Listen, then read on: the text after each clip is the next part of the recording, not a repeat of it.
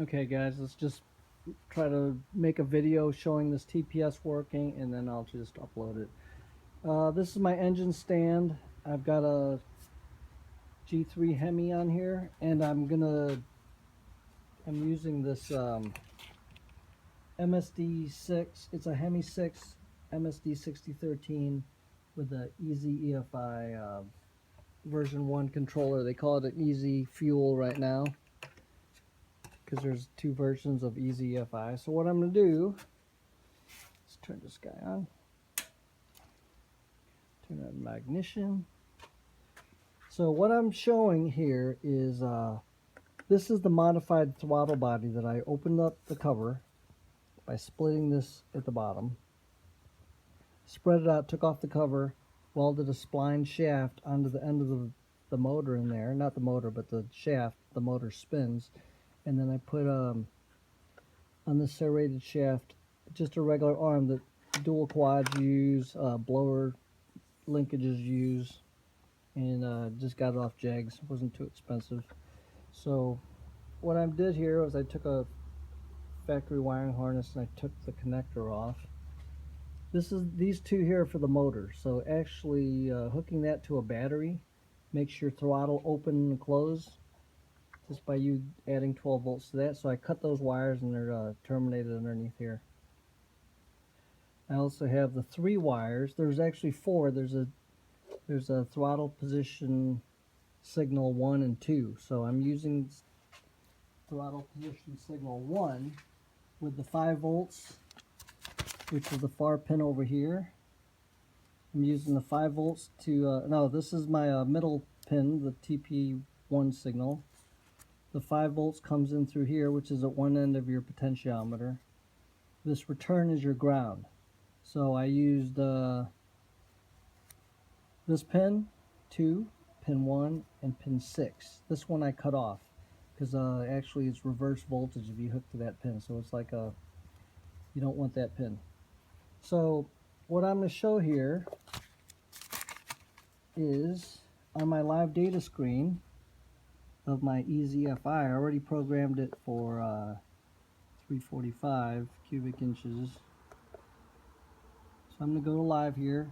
This is showing my air-fuel ratio, the target air-fuel ratio, and what's actually on there. Since it's not running, this stuff doesn't matter right now. So there's no RPM, there's no O2 correction reading off the wideband. So the service engine is just because right now I've got my wideband O2 sensor hooked up to the relay that supplies the fuel injectors. So that's off right now since it's not running. So I want to show you the EZ-EFI. Went to the junkyard. Nissan, I think it's an 05 Nissan Sentra 2.5 engine, uses a wideband that this thing talks to. So I took the connector and all the wiring all the way up to as far as I could so I could hook it up to my connector. I made a connector here so that I can run my Holley EFI or my EZ-EFI. So I made this little adapter harness. This is the Holley connector that my Holley uses, and then it goes to a connector that I got all the pins for from Mauser Electronics to hook to the EZ-EFI. Okay, so wideband O2 sensor, GM map sensor, 1 bar. This is a GM idle air control valve, which you can also use one off of a Jeep as long as you use the correct high and low A and B signals. And you just have to pin that to whatever motor you have, depending on how it ohms out. So here's your water temp sensor down there, and here's an air temp sensor. All this stuff is GM stuff from a junkyard, okay? So if you break down on the road, you go to AutoZone, you buy GM parts, and you're back on the road. So what you have here, let me show you the other screen just to show you that the TPS is talking. Idle air control motor, it shows you position, which is 90 for when it's parked, about to start. No RPM, coolant temp sensors reading 61. So this is showing me live data. There actually is a newer colored screen that they came out with, but for me to upgrade is another $325. So I'm fine with this one. This TPS, this is the one showing where my throttle position is here. So if I move this, I want to show that that connector with the potentiometer inside actually works with the system, because I programmed it. As you can see, as I'm opening the arm, let's see if I can get my hand and the TPS signal in there.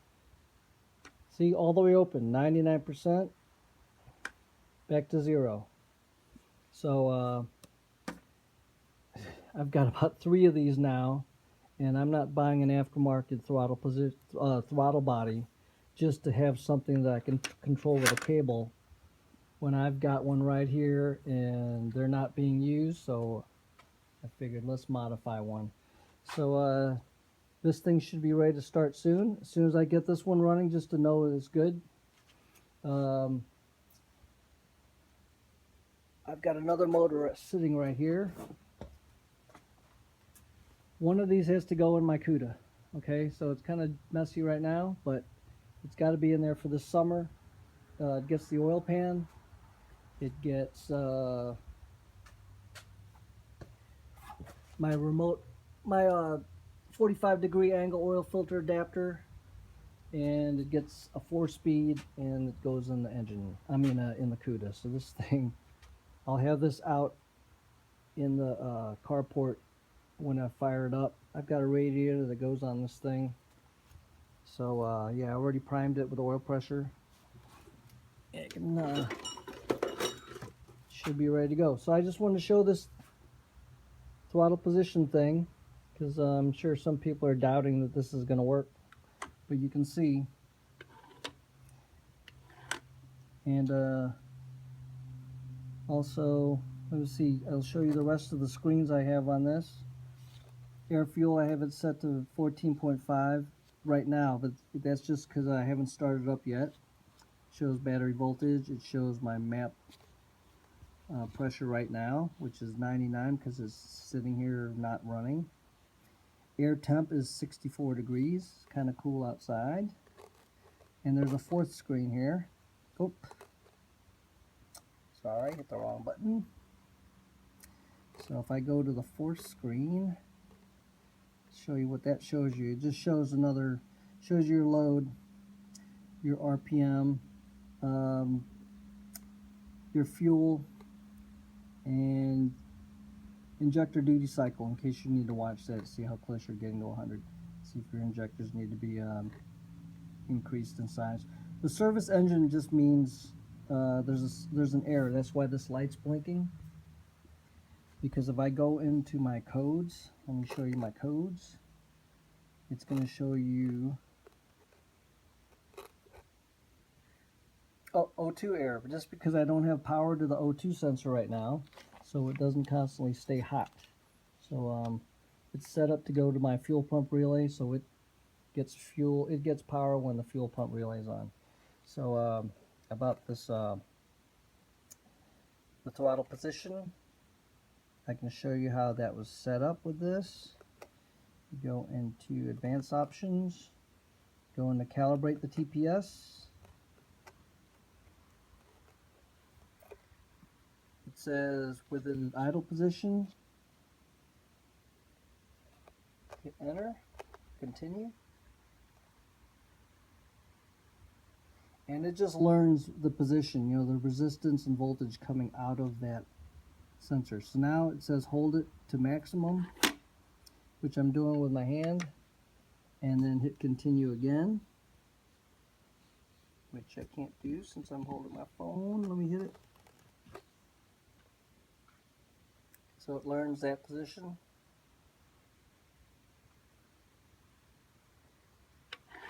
Continue.